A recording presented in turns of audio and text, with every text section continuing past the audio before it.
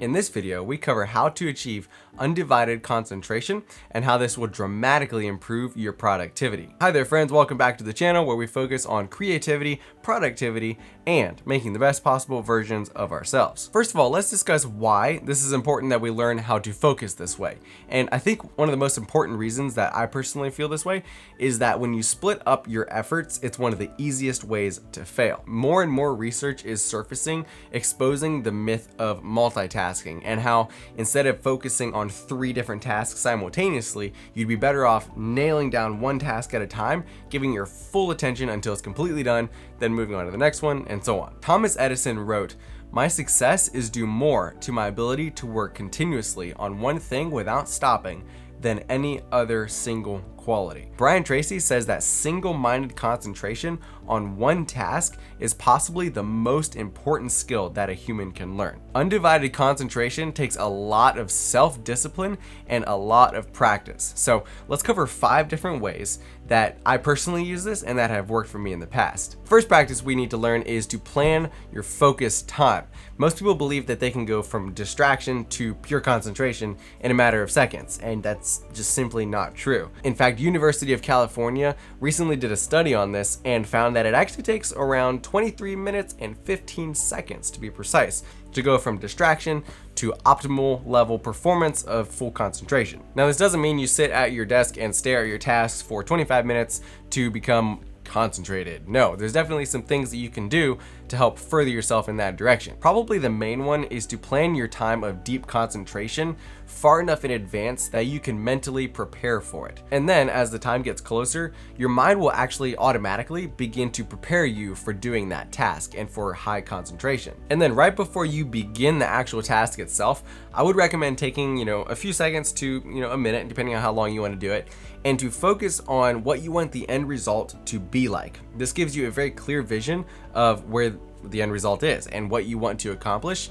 and it helps center your mind on the one task that you're going to be focusing on versus all the distractions that will come flooding in. And if the portion is too large to accomplish all at once, then break it down into a smaller goal that you can achieve. Undivided concentration practice number 2 is to remove physical and mental distractions. Because it does take so long for us to refocus our attention and our concentration, it's very important that we remove as many distractions as we possibly can. For this, we address 2 kinds of distractions and how to avoid them. Mental distractions are open loops within your mind. Basically, an open loop is anything pulling your attention that doesn't belong where it is the way it is. Honestly, this can be anything as large as planning a wedding to something as small as putting a stamp on an envelope.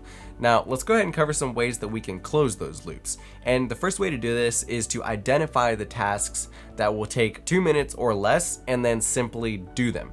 This is basically the 2-minute rule, which says that if a task takes less than 2 minutes, you do it right away. The second thing you can do to close loops is to delegate the task. And if you can't delegate it right then, set a time to come back and revisit it and then delegate it. Now, if you can't do either the first or the second action, simply write it down and schedule a time to revisit it and then make a clear, concise plan of action for that task. Once you've closed as many loops as possible, we then move to physical distractions, which is basically anything you can see or hear that could potentially pull your attention where it shouldn't belong. This can also be a way of closing loops. So say you're sitting somewhere where you're working and you can see that letter that needs to be mailed. Your mind will take the opportunity to remind you of that and to remind you how long you've procrastinated on that every single time you glance around the room and accidentally lay eyes on that letter. Then there are the obvious distractions such as your phone or your smartwatch. Make sure you go ahead and put those all on silent, or even better, put them out of reach, out of sight. If you're working on a computer, close as many tasks as possible. Only leave open what you are currently working on and what you have to have open. For me personally, I've actually stopped listening to background ambient music whenever I'm working because I found that it would pull about 10 to 15% of my attention. And that may not sound like very much to you, but to me, that's pulling away from my highest level of concentration. And before I give you the third practice, just want to remind you that a video like this takes around 10 to 15 hours to produce. So I really want to thank you for leaving a like and a comment on this video. It goes a really, really long ways in furthering my goal of becoming a full-time YouTuber. With that out of the way, let's jump into practice number 3, which is track your time. And the reason why I say track your time is because every single person has a particular time during the day when they are naturally more focused and they can concentrate better. The opposite of this is true as well when we all have natural lows in our day. Take me for example, my lows are generally around 11 a.m. and around 4 p.m. I find it very difficult to hold high levels of concentration around those times. So I always make sure and plan my breaks around that time, or I just schedule really light tasks that I can easily push through on those levels of low concentration. Everyone is different in this regard as far as when they have natural highs and lows. That's why it's important that I'm asking you to put forth a little bit of your own effort to kind of figure out when that is for you. And even if you just stop and think about it for a minute, you'll probably have a good idea of where your time falls in, of when you're more naturally concentrated and you have more focus. For a lot of people, this is like right in the morning, about an hour after they wake up. So whatever times that those mental clarity moments fall into, try to leave those available for your more difficult and more mentally taxing tasks. Practice number 4, focus is everything. And this is very important because if you practice undivided concentration for periods of time, you'll very quickly run into mental fatigue and mental exhaustion. Now, we need to find some ways to combat this. First thing you can do, and possibly the most important, is to learn your concentration lengths. Now, this could be anything from 10 to 20 minutes or multiple hours on end. And a mistake that a lot of people make, right at the first at least, is they tend to hear the phrase of like, it takes 25 minutes to resume full concentration again, and they refuse to take any breaks. You can maybe do that when you're a little bit better at this process, but if you do that right at first, you'll very quickly end up with mental exhaustion and mental fatigue. So the key part is actually how you take your break. If you spend that break doing very highly distractive things like, checking social media, browsing the web, and so on, it does take longer to slide back into your workflow. I would recommend simply, getting up, walking around, leaving your electronics, and just giving your mind a break for, around 5 to 8 minutes. That usually works pretty good for me. And what that does is it doesn't fully distract you from your task. So when you come back, you can actually step back into your workflow pretty quickly. It doesn't take nearly 25 minutes to gain that full concentration again. The second way you can help improve your focus is to find things to keep you more alert. So a lot of us work with screens a lot of the time, and one of the best ways to help combat that is to invest in blue light glasses. They remove a lot of the eye strain, and they can allow me at least to work for longer periods of time without breaks. The other thing is that if you work at a desk a lot of time, investing in a stand-up desk will very dramatically improve your level of concentration and how long you can concentrate. With whatever you do, there's always little things like that that can help improve your concentration and your lengths of concentration. It's simply a matter of finding them. Okay, so I don't normally do this, but I am going to endorse a drink actually.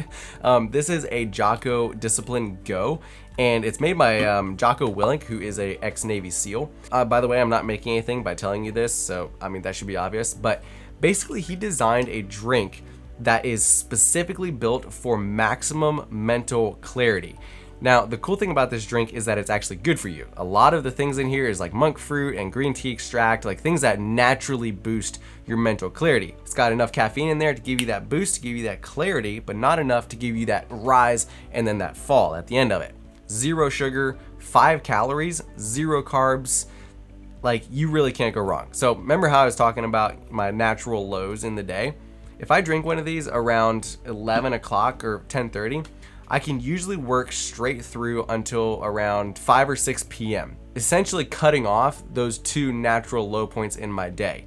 And I can pretty much go 2 to 3 hours of straight editing, full concentration with one of these things. Everything is pasteurized, there's no preservatives in here, so they're not jamming it full of chemicals to help it be cheaper. Like I said, I don't normally do this, but I'm actually pretty impressed with this. It actually does really increase your mental clarity and your focus. It basically strips away like all of the clutter and just allows you to just total focus straight ahead. So I'll leave a link down in the description. I think you get like 10% off or something like that.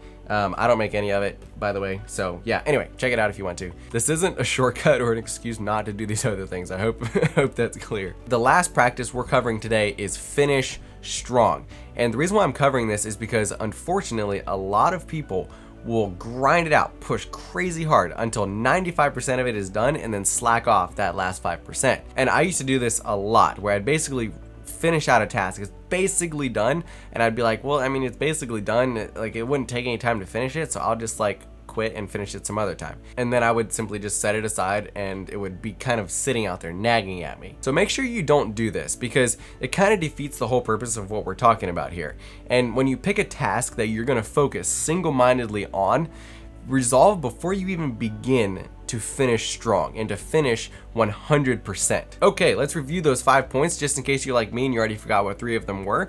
First one is plan your time. Second one is remove mental and physical clutter. The third one is track your time. 4, focus is everything. And the 5th one is finish strong. Now there's a good chance that while you were watching this video, you possibly thought of someone that could also benefit from hearing these different processes. I would really encourage you to send them this video. If they disregard it and they don't want to better themselves in this area, that's totally fine. That's not on you, but it's worse if they never hear it at all. With that being said, gentlemen, as always, stay creative, and I'll see you in the next video.